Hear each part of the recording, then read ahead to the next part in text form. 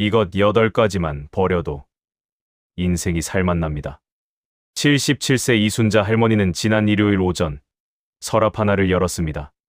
30년 전 남편 명함, 자식들 상장, 낡은 사진들이 가득했습니다. 할머니는 한참을 그걸 바라보다가 천천히 쓰레기 봉투에 담기 시작했습니다. 잠깐씩 망설였지만 멈추지 않았습니다. 딸이 놀라서 물었지만 할머니는 웃으며 대답했습니다. 이제 놓아도 될 것 같아. 그날 저녁, 할머니는 30년 만에 가장 편하게 잠들었습니다. 저는 25년 동안 시니어 분들을 대상으로 유품 정리를 담당했던 유품 정리사 김상훈입니다.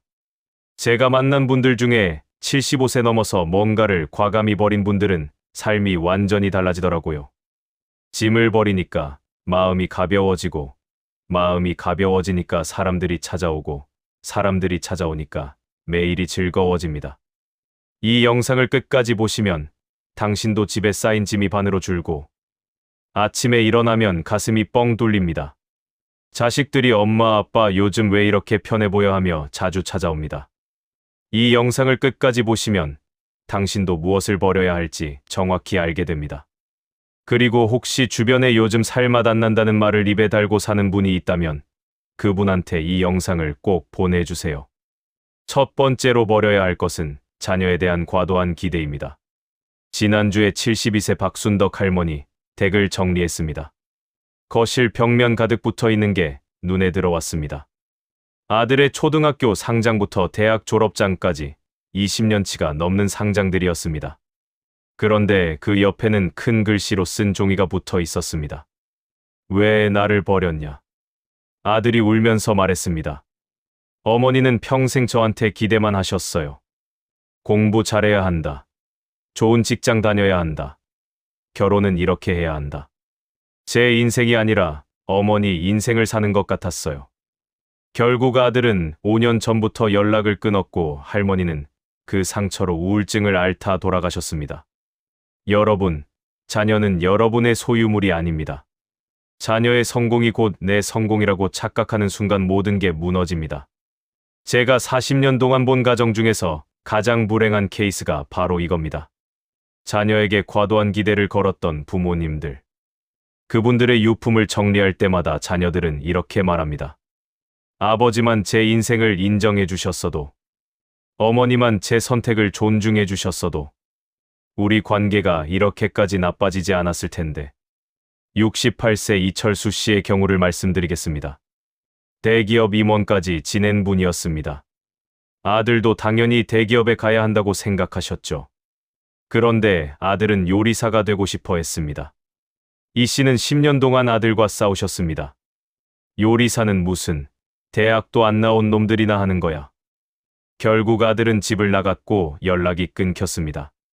이 씨는 혈압약을 달고 사셨습니다. 매일 술을 드셨고 우울증으로 병원을 다니셨습니다. 그러다 심근경색으로 쓰러지셨습니다. 병원에 누워 계실 때 아들이 찾아왔습니다. 이 씨는 그제야 아들 손을 잡고 울면서 말씀하셨다고 합니다. 미안하다. 내 인생인데 내가 왜 그랬을까? 다행히 이 씨는 회복하셨고 지금은 아들의 레스토랑에 가끔 가십니다. 아들이 만든 음식을 드시면서 이렇게 말씀하신답니다. 내가 진작 이렇게 할 걸 그랬어. 여러분, 자녀에 대한 기대를 놓으세요. 그래야 병원비가 줄어듭니다. 스트레스성 고혈압, 불면증, 우울증이 싹 사라집니다. 자녀와의 관계도 회복됩니다. 손주도 자연스럽게 자주 만나게 됩니다. 지금 당장 이렇게 해보세요. 자녀에게 전화해서 이렇게 말씀하세요. 내 인생이니까 내가 하고 싶은 대로 해. 나는 그저 응원할게. 단 한마디면 됩니다. 그 한마디가 당신의 남은 인생을 완전히 바꿉니다. 두 번째로 버려야 할 것은 과거 직장에서의 성공 경험입니다. 지난달에 69세 강민호 씨 댁을 정리했습니다. 서재에 들어서는 순간 저는 숨이 막혔습니다. 벽 한쪽 전체가 액자로 뒤덮여 있었습니다. 2005년 우수사원상, 2008년 팀장 승진, 2012년 본부장 임명자. 퇴직한 지 9년이 지났는데도 명함이 책상 위에 그대로 놓여 있었습니다. 심지어 회사 사원증까지 액자에 넣어 걸어두셨더군요. 부인이 울면서 말씀하셨습니다. 남편은 퇴직한 날부터 사람이 아니었어요. 집에만 틀어박혀서 과거 얘기만 했어요. 본부장 시절엔 말이야. 그때는 내가 말이야. 친구들도 다 떠나갔어요. 만나면 자기 자랑만 하니까요. 강 씨는 우울증으로 5년을 고생하다 결국 스스로 세상을 떠나셨습니다. 책상 서랍에서 일기장이 나왔습니다. 마지막 페이지에 이렇게 적혀 있었습니다. 나는 이제 아무것도 아니다. 나는 누구인가? 여러분, 과거의 직함은 이미 끝난 겁니다. 부장이든 임원이든 대표든 그건 과거입니다. 지금의 당신은 그냥 60대, 70대 한 사람입니다. 제가 정리한 집 중에서 가장 안타까운 케이스가 이겁니다. 과거에 성공했던 분들일수록 현재를 받아들이지 못합니다. 그러다 우울증, 알코올 의존, 심지어 극단적 선택까지 갑니다. 65세 윤재석 씨는 30년간 공무원 생활을 하셨습니다. 과장으로 퇴직하셨죠. 퇴직 후 동창 모임에 나가셨습니다. 그런데 자꾸 이렇게 말씀하셨답니다. 나 과장까지 했어. 우리 부서에서 제일 인정받았다고. 친구들이 처음엔 들어줬습니다. 그런데 1년, 2년 계속 똑같은 얘기만 하니까 다들 피하기 시작했습니다. 윤 씨는 점점 외로워지셨고 혈압이 올라가기 시작했습니다. 병원비로 매달 30만 원씩 나갔습니다. 그러던 어느 날 아내가 말씀하셨답니다. 여보, 과거는 이제 그만 얘기해요. 지금 우리 인생을 사는 게 어때요? 윤 씨는 처음엔 화를 내셨습니다. 하지만 며칠 밤을 고민하신 후 결심하셨습니다. 서재에 있던 모든 상장과 명함을 버리셨습니다. 그리고 동네 복지관에 가서 탁구를 배우기 시작하셨습니다. 거기서 새로운 친구들을 만나셨습니다. 아무도 윤 씨의 과거를 묻지 않았습니다. 그냥 탁구를 함께 치는 재미있는 할아버지로 대해줬습니다. 6개월 후 윤 씨는 혈압약을 절반으로 줄이셨습니다. 얼굴에 웃음이 돌아왔고 아내와의 대화도 늘어났습니다. 윤 씨는 이렇게 말씀하셨답니다. 진작 놓을 걸 그랬어요. 과거에 매달려봤자 지금이 불행해지더라고요. 여러분, 과거의 성공은 과거에 두세요. 지금 중요한 건 오늘 하루를 어떻게 사는가입니다. 과거 직함을 놓는 순간 스트레스가 사라집니다. 새로운 관계가 생기고 새로운 즐거움이 생깁니다. 병원비도 자연스럽게 줄어듭니다. 지금 당장 해보세요. 집에 있는 과거 상장, 명함, 사원증을 정리하세요. 사진 한두 장만 남기고 나머지는 과감히 버리세요. 그리고 새로운 취미 하나를 시작해보세요. 과거의 당신이 아닌 지금의 당신으로 사는 겁니다. 그게 진짜 행복입니다. 세 번째로 버려야 할 것은 건강에 대한 과도한 불안입니다. 지난주에 74세 김명숙 할머니 댁을 정리했습니다. 거실 탁자 위에 영양제 통이 가득했습니다. 세어보니 27종류였습니다. 오메가3 루테인, 유산균, 칼슘, 비타민, 밀크시슬. 냉장고 문짝에는 신문 스크랩이 빼곡했습니다. 이 음식 먹으면 암 예방, 저 운동하면 치매 예방. 침대 옆 서랍에는 건강검진 결과지가 수십 장 쌓여 있었습니다. 정상 수치인데도 빨간 줄을 그으며 메모가 가득했습니다. 혈압 120 조심해야 함. 콜레스테롤 190 위험. 딸이 눈물을 흘리며 말했습니다. 어머니는 평생 아픈 곳도 없으셨어요. 그런데 건강 걱정에 미쳐서 사셨어요. 매달 영양제비로 80만 원씩 쓰셨어요. 병원도 일주일에 3번씩 다니셨고요. 정작 가족들과 여행 한 번 못 가보고 돌아가셨어요. 할머니는 건강 염려증으로 불안장애까지 생기셨습니다. 결국 스트레스성 위염으로 고생하시다 돌아가셨습니다. 아이러니하게도 건강 걱정이 건강을 망친 겁니다. 여러분, 과도한 건강 불안은 오히려 독입니다. 스트레스 호르몬이 계속 나와서 면역력이 떨어집니다. 불안하니까 잠을 못 자고 소화도 안 됩니다. 제가 40년 동안 본 것 중 가장 안타까운 케이스입니다. 건강하신 분들이 건강 걱정으로 병을 만드는 겁니다. 71세 박철수 씨 얘기를 들려드리겠습니다. 매일 아침 혈압을 재셨습니다. 조금만 높아도 불안해서 병원에 달려가셨죠. 의사가 말했습니다. 정상 범위입니다. 걱정 안 하셔도 됩니다. 하지만 박 씨는 믿지 못하셨습니다. 인터넷을 뒤지고 건강 프로그램을 찾아봤습니다. 영양제를 15가지나 드셨습니다. 매일 병원 돌아다니며 검사를 받으셨습니다. 병원비로 매달 100만 원이 넘게 나갔습니다. 그러다 어느 날 아들이 말했습니다. 아버지, 이렇게 사시면 뭐하러 사세요? 건강하시잖아요. 그냥 즐기면서 사세요. 박 씨는 화를 내셨습니다. 너는 몰라. 건강을 잃으면 끝이야. 그런데 그날 밤 박 씨는 잠을 이루지 못했습니다. 문득 이런 생각이 드셨답니다. 나는 지금 뭐 하는 걸까? 건강하게 살려고 이렇게 불안하게 사는 건가? 다음날 박 씨는 결심하셨습니다. 영양제를 딱 3가지만 남기고 다 버리셨습니다. 병원도 정기검진 외에는 가지 않기로 하셨습니다. 그리고 아내와 함께 등산을 시작하셨습니다. 매일 혈압 재던 습관도 끊으셨습니다. 한 달에 한 번만 재기로 하셨죠. 6개월이 지났습니다. 신기하게도 박 씨의 혈압은 오히려 더 안정됐습니다. 불면증도 사라졌고 소화도 잘 됐습니다.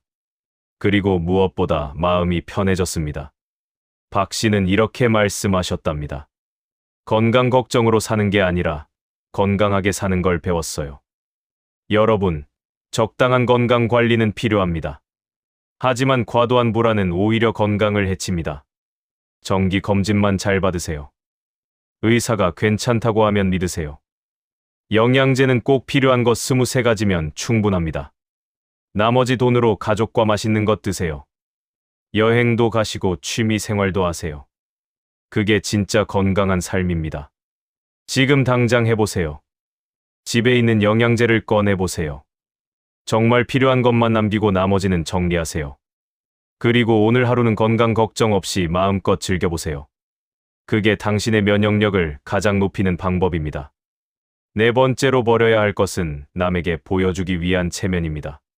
지난달에 67세 최영호 씨 댁을 정리했습니다. 옷장을 열었는데 명품 옷들이 가득했습니다. 가격표가 달린 새 옷만 20벌이 넘었습니다. 한 벌에 200만 원짜리 재킷도 있었습니다. 거실 장식장에는 명품 시계가 3개나 있었습니다. 차고에는 수입차가 한 대 서 있었습니다. 그런데 냉장고를 열어보니 김치와 계란밖에 없었습니다. 아들이 고개를 떨구며 말했습니다. 아버지는 평생 남 눈치만 보고 사셨어요. 동창 모임 나갈 때마다 새 옷 사셨어요. 친구들한테 밥 사준다고 카드 긁으셨고요. 집에서는 라면으로 끼니 때우면서요. 빚이 3천만 원이나 남았습니다. 최 씨는 체면 때문에 평생 허리띠를 졸라매고 사셨습니다. 친구들 앞에서는 여유 있는 척 하셨지만 집에서는 난방도 제대로 안 트셨습니다. 결국 과로와 스트레스로 심장마비가 오셨습니다. 유언장에 이렇게 적혀 있었습니다. 미안하다. 체면 때문에 너희들을 행복하게 못 해줬다. 여러분, 체면이 뭡니까? 남들이 나를 어떻게 볼까 하는 두려움입니다. 그 두려움 때문에 돈을 쓰고 빚을 지고 스트레스를 받습니다. 제가 40년 동안 본 가장 안타까운 경우입니다. 진짜 부자가 아니면서 부자인 척하다가 망하는 겁니다. 70세 이순자 할머니는 아파트 평수 때문에 고민하셨습니다. 친구들은 다 30평대 이상 아파트에 살았습니다. 할머니는 18평 아파트에 사셨죠. 모임에 나갈 때마다 움츠러드셨습니다. 너희는 다 큰 집에 사는데 나만. 그래서 대출을 받아 35평 아파트로 이사하셨습니다. 대출금이 1억 5천만 원이었습니다. 매달 이자만 100만 원씩 나갔습니다. 국민연금이 90만 원이었는데 이자도 부족했습니다. 할머니는 아르바이트를 시작하셨습니다. 75세 나이에 식당에서 설거지를 하셨습니다. 3년을 그렇게 사시다 무릎이 망가지셨습니다. 결국 아파트를 팔고 다시 작은 집으로 이사 가셨습니다. 할머니는 병원 침대에 누워서 이렇게 말씀하셨답니다. 체면 때문에 내 인생을 망쳤어. 반대로 68세 김문수 씨 이야기를 들려드리겠습니다. 김 씨는 퇴직 후 월 120만 원으로 사셨습니다. 동창 모임에 나가시면 친구들이 비싼 음식점을 가자고 했습니다. 김 씨는 솔직하게 말씀하셨습니다. 나는 돈이 별로 없어. 저렴한 데 가자. 처음엔 친구들이 무시하는 것 같았습니다. 하지만 김 씨는 개의치 않으셨습니다. 명품, 옷 대신 편한 등산복을 입으셨습니다. 비싼 술자리 대신 도서관에서 책을 읽으셨습니다. 친구 생일에도 거창한 선물 대신 손편지를 쓰셨습니다. 신기한 일이 벌어졌습니다. 6개월 후 친구들이 하나둘씩 김 씨를 찾기 시작했습니다. 문수야, 너 요즘 되게 편해 보인다. 우리도 솔직히 체면 유지하느라 힘들어. 지금은 친구들과 저렴한 국밥집에서 만나십니다. 명품, 옷 대신 편한 옷을 입고 등산을 다니십니다. 통장에는 돈이 차곡차곡 모입니다. 김 씨는 이렇게 말씀하셨습니다. 체면 내려놓으니까 인생이 가벼워졌어요. 진짜 친구들만 남고 가짜 관계는 정리됐어요. 그리고 무엇보다 마음이 편해요. 여러분, 체면 내려놓으세요. 남들이 뭐라고 하든 상관없습니다. 당신이 편하게 사는 게 제일 중요합니다. 명품 옷 입는다고 존경받는 게 아닙니다. 비싼 차 탄다고 친구가 늘어나는 게 아닙니다. 솔직하게 사는 모습이 진짜 품격입니다. 체면 내려놓으면 경제적 여유가 생깁니다. 스트레스가 사라지고 진짜 관계만 남습니다. 지금 당장 해보세요. 남 눈치 보느라 억지로 하는 일들을 정리하세요. 비싼 선물, 과한 술자리, 명품 쇼핑. 그 돈으로 당신과 가족을 위해 쓰세요. 그게 진짜 어른의 품격입니다. 5번째로 버려야 할 것은 과거의 자격증과 증명서들입니다. 지난주에 73세 정만석 씨 댁을 정리했습니다. 서재 선반이 서류 상자로 가득했습니다. 상자를 하나씩 열어보니 30년 전 서류들이 빼곡했습니다. 1995년 컴퓨터 활용 능력 자격증, 1998년 워드 프로세서 자격증, 2000년 회계관리 자격증, 심지어 40년 전 대학 성적표까지 고이 보관되어 있었습니다. 벽에는 액자가 줄지어 걸려 있었습니다. 1992년 사내 교육 수료증, 2003년 해외 연수 이수증. 부인이 한숨을 쉬며 말씀하셨습니다. 남편은 이 서류들을 보물처럼 여겼어요. 한 번도 버리지 못했어요. 이사 갈 때마다 이 상자들 때문에 짐이 산더미였어요. 서재 청소하려고 하면 난리가 났어요. 정 씨는 과거의 증명서들에 집착하다 현재를 놓치셨습니다. 새로운 걸 배우려고 해도 서재에 공간이 없었습니다. 결국 집안은 과거로 가득 차고 현재는 사라졌습니다. 정 씨는 우울증으로 5년을 앓다 돌아가셨습니다. 여러분, 30년 전 자격증이 지금 무슨 의미입니까? 그때는 가치가 있었을지 몰라도 지금은 휴지입니다. 컴퓨터 환경도 바뀌고 회계 방식도 바뀌었습니다. 제가 40년 동안 본 집들 중 가장 안타까운 경우입니다. 과거의 종이 조각에 매달려 현재를 버리는 겁니다. 66세 송미란 할머니 이야기를 들려드리겠습니다. 할머니도 서류 보관에 집착하셨습니다. 아이들 초등학교 생활통지표부터 시작해서 모든 증명서를 보관하셨습니다. 심지어 30년 전 전기세 영수증까지 있었습니다. 딸이 말했습니다. 엄마, 이제 이것들 좀 버리세요. 할머니는 화를 내셨습니다. 이게 다 우리 인생의 기록이야. 하지만 어느 날 할머니는 깨달으셨습니다. 화재 뉴스를 보셨는데 집이 한순간에 불타는 모습을 보셨습니다. 그때 문득 이런 생각이 드셨답니다. 이 서류들이 불타면 어떡하지? 아니지, 불타도 내 인생은 그대로잖아. 다음 날 할머니는 결심하셨습니다. 상자를 하나씩 열어보기 시작하셨습니다. 정말 필요한 것만 추렸습니다. 호적등본, 건강보험 관련 서류, 부동산 서류. 이것들만 한 파일에 정리하셨습니다. 나머지는 과감히 버리셨습니다. 자격증 20개가 재활용 쓰레기통으로 들어갔습니다. 아이들 오래된 상장과 통지표도 사진 몇 장만 찍고 버리셨습니다. 그러자 놀라운 일이 벌어졌습니다. 서재에 공간이 생겼습니다. 할머니는 그 공간에 책상을 놓고 수채화를 시작하셨습니다. 평생 해보고 싶었던 취미였습니다. 6개월 후 할머니는 동네 문화센터에서 전시회까지 하셨습니다. 할머니는 이렇게 말씀하셨습니다. 과거를 버리니까 미래가 들어왔어요. 서류 때문에 꽉 막혀 있던 공간이 이렇게 자유로워질 줄 몰랐어요. 69세 한상우 씨도 비슷한 경험을 하셨습니다. 30년간 모은 각종 증명서와 수료증이 집을 가득 채웠습니다.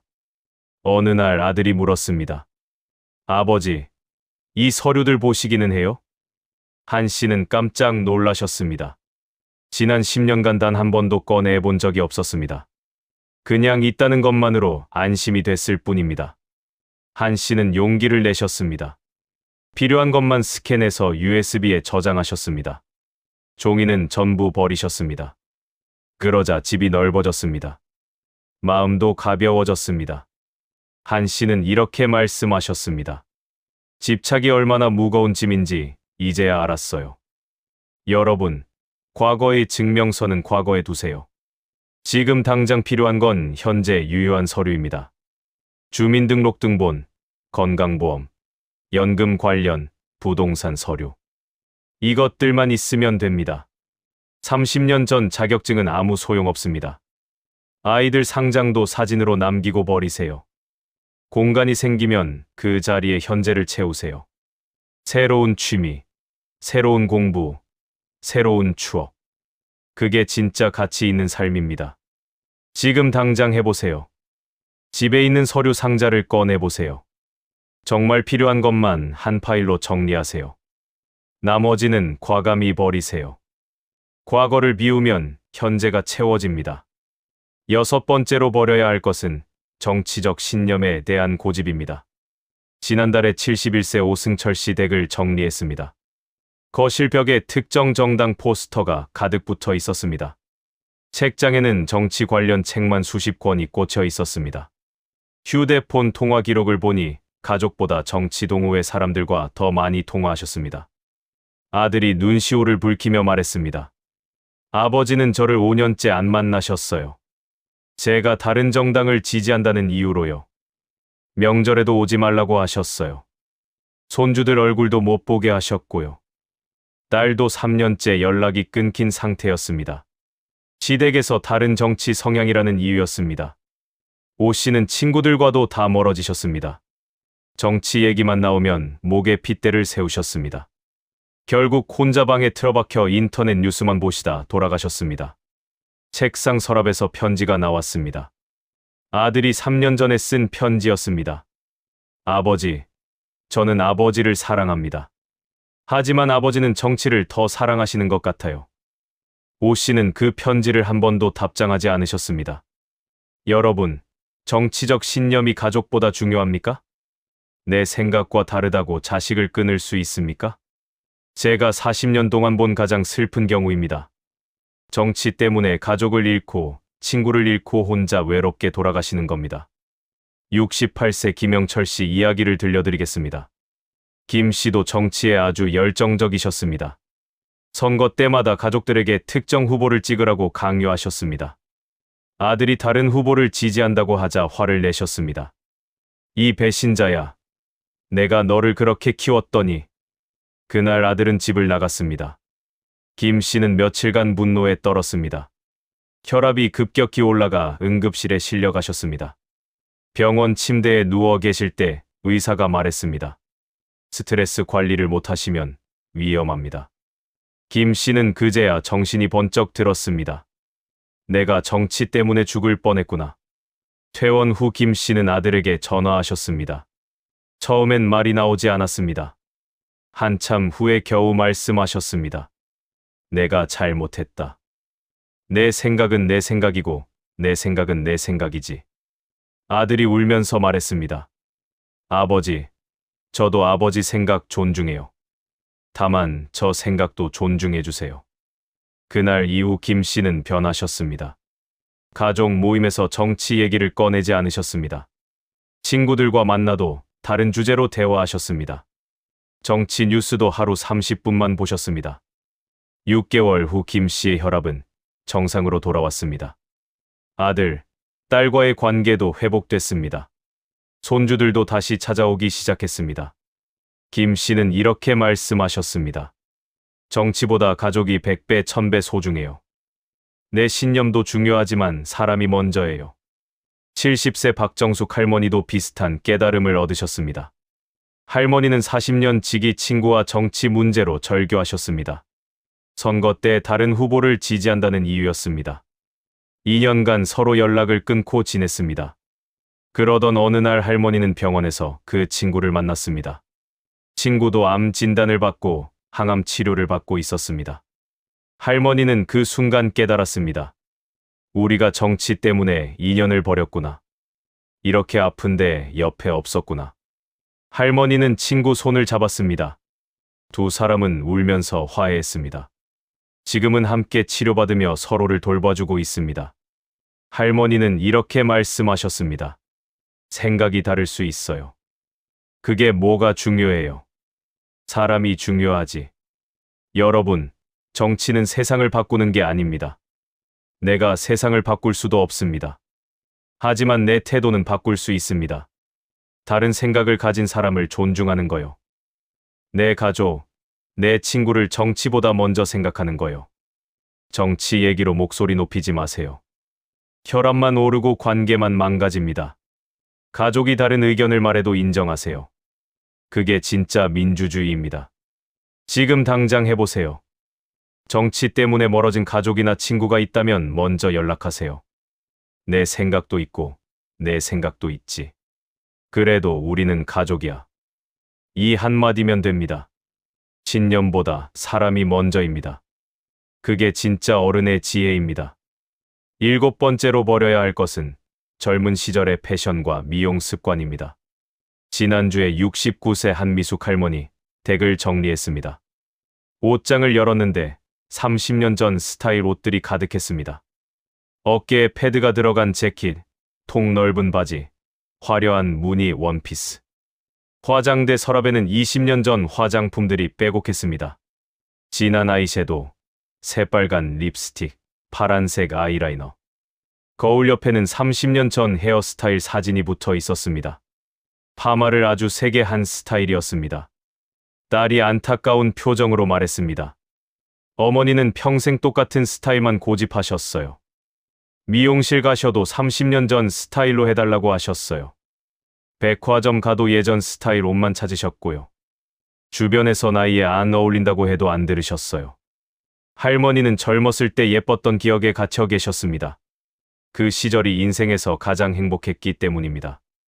하지만 지금 70세 할머니가 30대 스타일을 하니 어색했습니다. 오히려 나이 들어 보이고 촌스러워 보였습니다. 할머니는 외출할 때마다 사람들 시선을 의식하셨습니다. 결국 우울증이 왔고 집 밖을 나가지 않으셨습니다. 여러분, 나이에 맞는 스타일이 따로 있습니다. 30대 때 예뻤던 옷이 70대에도 어울리는 건 아닙니다. 제가 40년 동안 본 안타까운 경우입니다. 과거에 갇혀서 지금의 아름다움을 놓치는 겁니다. 67세 김순희 할머니 이야기를 들려드리겠습니다. 할머니도 30년 전 스타일을 고집하셨습니다. 진한 화장, 파마머리, 화려한 액세서리. 딸이 여러 번 말씀드렸습니다. 엄마, 요즘 스타일로 한번 바꿔보세요. 할머니는 거부하셨습니다. 내가 이 스타일이 제일 예쁜데 뭘. 그러던 어느 날 손녀가 말했습니다. 할머니, 제 친구 할머니는 진짜 멋있어요.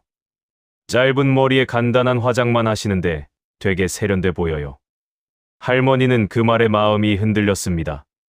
다음 날 딸과 함께 미용실에 가셨습니다. 30년 만에 헤어스타일을 바꾸셨습니다. 짧고 단정한 스타일로요. 화장도 간단하게 바꾸셨습니다. 진한 색깔 대신 자연스러운 톤으로요. 옷도 정리하셨습니다. 화려한 무늬 대신 단색 깔끔한 옷으로 바꾸셨습니다.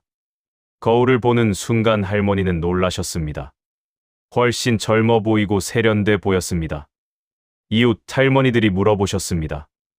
어머, 순희 씨 어디 다녀오셨어요? 완전 달라지셨네요. 할머니는 자신감이 생겼습니다.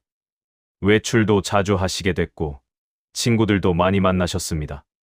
할머니는 이렇게 말씀하셨습니다. 나이에 맞게 사니까 오히려 더 젊어 보이네요. 72세 이경자 할머니는 다른 깨달음을 얻으셨습니다. 할머니는 30년간 같은 화장품만 쓰셨습니다. 20대 때부터 쓰던 브랜드였습니다. 그런데 요즘 피부가 점점 건조해지고 트러블이 생겼습니다. 피부과에 가셨더니 의사가 말했습니다. 할머니, 70대 피부는 20대 피부와 완전히 달라요. 수분과 영양이 더 필요한 제품을 쓰셔야 해요. 할머니는 깜짝 놀라셨습니다. 나이 들면 피부가 변한다는 걸 몰랐습니다. 약국에서 시니어용 화장품을 추천받으셨습니다. 처음엔 낯설었지만 써보니 피부가 좋아졌습니다. 건조함도 사라지고 화장도 잘 받았습니다. 할머니는 후회하셨습니다. 진작 바꿀 걸 그랬어. 68세 박영식 씨도 비슷한 경험을 하셨습니다. 박 씨는 40년간 같은 헤어스타일을 유지하셨습니다. 옆으로 길게 넘긴 7대3 가르마였습니다. 아들이 말했습니다. 아버지, 요즘은 그런 스타일 안 해요. 짧고 단정하게 하시는 게 훨씬 멋있어요. 박 씨는 처음엔 거부했습니다. 하지만 손자가 한마디 했습니다. 할아버지, 머리 좀 멋있게 하세요. 친구들한테 자랑하고 싶어요. 박 씨는 그 말에 미용실에 가셨습니다. 짧고 자연스러운 스타일로 바꾸셨습니다. 거울을 보니 10년은 젊어 보였습니다. 박 씨는 이렇게 말씀하셨습니다. 고집이 나를 늙게 만들었구나. 여러분, 나이 드는 건 자연스러운 겁니다. 하지만 나이에 맞는 멋은 따로 있습니다. 30년 전 스타일을 고집하지 마세요. 오히려 더 늙어 보입니다. 지금 나이에 맞는 옷을 입으세요. 화려한 것보다 단정하고 깔끔한 게 훨씬 세련돼 보입니다. 화장도 진하게 하지 마세요. 자연스러운 화장이 훨씬 품격 있어 보입니다. 머리도 시대에 맞게 바꾸세요. 짧고 단정한 스타일이 관리도 쉽고 젊어 보입니다. 지금 당장 해보세요. 옷장을 열어서 30년 된 옷들을 정리하세요. 미용실에 가서 요즘 시니어들에게 어울리는 스타일을 물어보세요. 화장품도 나이에 맞는 제품으로 바꾸세요. 나이에 맞게 사는 게 진짜 멋입니다. 그게 진짜 젊어 보이는 비결입니다. 8번째로 버려야 할 것은 완벽주의 성향입니다. 지난달에 70세 최윤희 할머니 댁을 정리했습니다. 집 안이 너무나 깔끔하게 정돈되어 있었습니다. 먼지 하나 없이 반짝반짝했습니다. 그런데 이상한 점이 있었습니다. 집 안에 사람 사는 흔적이 전혀 없었습니다. 손주 사진도 없고 가족 물건도 없었습니다. 딸이 울면서 말했습니다. 어머니는 평생 완벽하게 사셨어요. 손주들이 놀러 오면 난리가 났어요. 장난감 하나만 어질러져도 화를 내셨어요. 음식도 완벽하게 차려야 직성이 풀렸고요. 그러다 과로로 쓰러지셨어요. 할머니는 모든 것을 완벽하게 하려다 스트레스로 심장병이 왔습니다. 병원에 입원하셨다가 결국 돌아가셨습니다. 마지막 순간에 이렇게 말씀하셨답니다. 조금 더 편하게 살 걸 그랬어. 여러분, 완벽은 없습니다. 완벽을 추구하다 보면 자신도 힘들고 주변 사람도 힘듭니다. 제가 40년 동안 본 가장 안타까운 경우입니다. 완벽을 위해 평생 긴장하고 스트레스 받다 돌아가시는 겁니다. 66세 이정숙 할머니 이야기를 들려드리겠습니다. 할머니는 모든 것을 완벽하게 해야 직성이 풀렸습니다. 아침 식사는 무조건 7시 정각에 차려야 했습니다. 반찬은 늘 4가지 이상이어야 했습니다. 집 청소는 매일 2시간씩 했습니다. 조금이라도 먼지가 보이면 참을 수 없었습니다. 손주가 놀러 오면 더 힘들었습니다. 장난감 하나 어질러지는 것도 못 견뎠습니다. 결국 며느리가 손주를 데리고 오지 않았습니다. 할머니는 외로웠지만 자기 방식을 바꾸지 못했습니다. 혈압이 계속 올라갔고 불면증이 왔습니다. 매일 밤 잠을 못 주무셨습니다. 병원비로 매달 50만 원씩 나갔습니다. 그러던 어느 날 할머니는 쓰러지셨습니다. 스트레스성 협심증이었습니다. 병원 침대에 누워 계실 때 의사가 말했습니다. 할머니, 이렇게 사시면 5년도 못 사십니다. 완벽을 포기하세요. 적당히 사세요. 할머니는 그제야 눈물을 흘렸습니다. 저도 힘들어요. 근데 안 하면 불안해요. 의사가 말했습니다. 그 불안이 할머니를 죽이고 있어요. 퇴원 후 할머니는 변하기로 결심하셨습니다. 아침 식사를 7시가 아닌 7시 반에 차리셨습니다. 반찬도 2가지만 준비하셨습니다. 청소도 이틀에 한 번만 하셨습니다. 처음엔 정말 불안했습니다. 손이 근질근질했습니다. 하지만 참으셨습니다. 한 달이 지났습니다. 신기하게도 세상은 무너지지 않았습니다. 남편은 반찬이 2가지여도 맛있게 드셨습니다. 집은 이틀에 한 번 청소해도 깨끗했습니다. 며느리에게 전화하셨습니다. 손주 데리고 와. 어질러도 괜찮아. 손주가 놀러 왔습니다. 장난감이 온 집안에 널렸습니다. 할머니는 숨을 깊이 들이쉬셨습니다. 그리고 웃으셨습니다. 에이, 뭐 어때? 나중에 치우면 되지. 손주는 신나게 놀았고 할머니도 함께 웃었습니다. 3개월 후 할머니의 혈압은 정상으로 돌아왔습니다. 잠도 잘 주무시게 됐습니다. 병원비도 절반으로 줄었습니다. 할머니는 이렇게 말씀하셨습니다. 완벽을 놓으니까 행복이 들어왔어요. 73세 박성호 씨도 비슷한 변화를 겪으셨습니다. 박 씨는 정원 관리를 완벽하게 하셨습니다. 잔디는 늘 1cm로 깎아야 했습니다. 꽃은 일렬로 정확히 심어야 했습니다. 조금이라도 삐뚤어지면 다시 심으셨습니다. 하루 종일 정원에서 일하셨습니다. 허리가 아프고 무릎이 아파도 참으셨습니다. 결국 디스크가 왔습니다. 수술을 받으셨고 3개월 입원하셨습니다. 퇴원 후 정원을 보니 잡초가 무성했습니다. 박 씨는 절망했습니다. 하지만 몸이 아파서 손을 쓸 수 없었습니다. 이웃 할아버지가 말씀하셨습니다. 성호 씨, 그냥 자연스럽게 두면 어때요? 잡초도 나름 운치 있잖아요. 박 씨는 처음엔 믿을 수 없었습니다. 하지만 어쩔 수 없이 그대로 뒀습니다. 한 달이 지났습니다. 잡초 사이로 야생화가 피었습니다. 나비와 벌들이 날아왔습니다.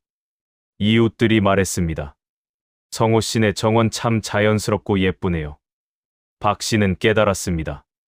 완벽하게 정리된 것만 아름다운 게 아니구나. 지금 박 씨의 정원은 자연스럽습니다.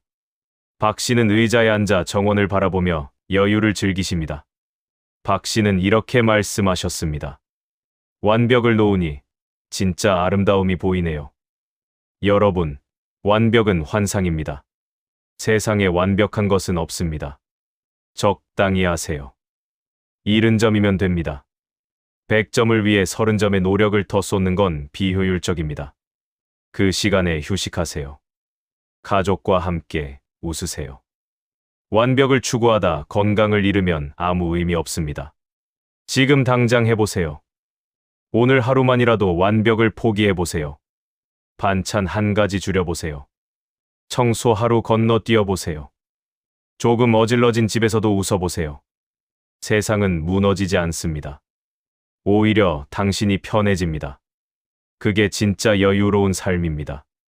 지금까지 60세 이후 반드시 버려야 할 8가지를 말씀드렸습니다. 자녀에 대한 과도한 기대, 과거 직장에서의 성공 경험, 건강에 대한 과도한 불안, 남에게 보여주기 위한 체면, 과거의 자격증과 증명서들, 정치적 신념에 대한 고집, 젊은 시절의 패션과 미용 습관, 완벽주의 성향. 이 8가지를 정리한 분들의 삶은 완전히 달라졌습니다. 74세 강병철 씨 이야기를 들려드리겠습니다. 강 씨는 이 8가지를 모두 갖고 계셨습니다. 자녀에게 기대하고 과거에 집착하고 체면 때문에 빚을 지고 계셨습니다. 3년 전 강 씨는 심근경색으로 쓰러지셨습니다. 병원 침대에서 인생을 돌아보셨습니다. 나는 대체 뭐 하면서 산 거지? 퇴원 후 강 씨는 변하기로 결심하셨습니다. 하나씩 비워나가기 시작하셨습니다. 먼저 자녀에게 전화하셨습니다. 내 인생 내가 살아라. 아빠는 응원만 할게. 명함과 상장을 모두 버리셨습니다. 영양제를 3가지만 남기고 정리하셨습니다. 명품 옷을 기부하고 편한 옷만 남기셨습니다. 30년 된 서류를 스캔해서 버리셨습니다. 정치 얘기를 끊으셨습니다. 헤어스타일도 바꾸셨습니다. 완벽을 포기하고 적당히 사셨습니다. 6개월이 지났습니다. 강 씨의 삶은 완전히 바뀌었습니다. 혈압약을 끊으셨습니다. 불면증이 사라졌습니다. 아들, 딸과의 관계가 회복됐습니다. 손주들이 자주 놀러 왔습니다. 친구들도 다시 만나기 시작했습니다. 통장에 돈이 차곡차곡 모였습니다. 무엇보다 마음이 가벼워졌습니다. 강 씨는 이렇게 말씀하셨습니다. 비우니까 채워지더라고요. 짐을 내려놓으니 날아갈 것 같아요. 여러분, 60세 이후는 황금기입니다. 은퇴한 후 자유로운 시간이 생깁니다. 의무에서 벗어나 진짜 내 삶을 살 수 있습니다. 하지만 많은 분들이 이 황금기를 불안과 집착으로 채웁니다. 그러다 병들고 외로워지고 후회하며 떠나십니다. 제가 40년 동안 3,000가구 넘는 현장을 보면서 깨달은 게 있습니다. 행복하게 떠나신 분들은 한 가지 공통점이 있었습니다. 비웠습니다. 집착을 비우고 욕심을 비우고 고집을 비웠습니다. 그리고 그 빈자리에 사랑과 여유와 감사를 채웠습니다. 69세 송영자 할머니가 돌아가시기 전에 쓴 편지가 있었습니다. 나는 행복했다. 마지막 10년이 가장 행복했다. 비우고 나니 진짜 소중한 것들이 보였다. 가족, 친구, 오늘의 햇살, 따뜻한 차 한 잔. 욕심 부리지 않으니 모든 게 감사했다. 할머니는 마지막까지 웃으면서 가족들 손을 잡고 떠나셨습니다. 여러분, 지금부터 시작하세요. 오늘 당장 하나씩 비워보세요. 자녀에게 전화해서 기대를 내려놓으세요. 과거의 영광을 정리하세요. 건강 염려를 줄이세요. 체면을 내려놓으세요. 필요 없는 서류를 버리세요. 정치 얘기를 줄이세요. 나이에 맞는 스타일로 바꾸세요. 완벽을 포기하세요. 하나씩 비울 때마다 당신은 가벼워집니다. 한 달 후면 혈압이 내려갑니다. 석 달 후면 관계가 회복됩니다. 1년 후면 인생이 완전히 달라집니다. 병원비는 반으로 줄고 통장 잔고는 늘어납니다. 자녀는 더 자주 찾아오고 친구들도 늘어납니다. 거울을 볼 때마다 미소가 나옵니다. 아침에 눈 뜰 때 감사한 마음이 듭니다. 이게 진짜 황금기입니다. 제가 마지막으로 드리고 싶은 말씀이 있습니다. 인생은 채우는 게 아니라 비우는 겁니다. 젊을 때는 채우며 삽니다. 돈도 명예도 지위도 채웁니다. 하지만 나이 들면 비워야 합니다. 비워야 가볍습니다. 비워야 자유롭습니다. 비워야 행복합니다. 오늘 이 영상을 보신 여러분, 지금 이 순간부터 하나씩 비우세요. 천천히 해도 됩니다. 급하게 할 필요 없습니다. 하나씩, 천천히, 꾸준히. 그렇게 비우다 보면 어느새 당신의 인생은 황금빛으로 빛날 겁니다. 40년 동안 수많은 마지막을 본 제가 약속합니다. 비운 사람만이 진짜 아름답게 떠납니다.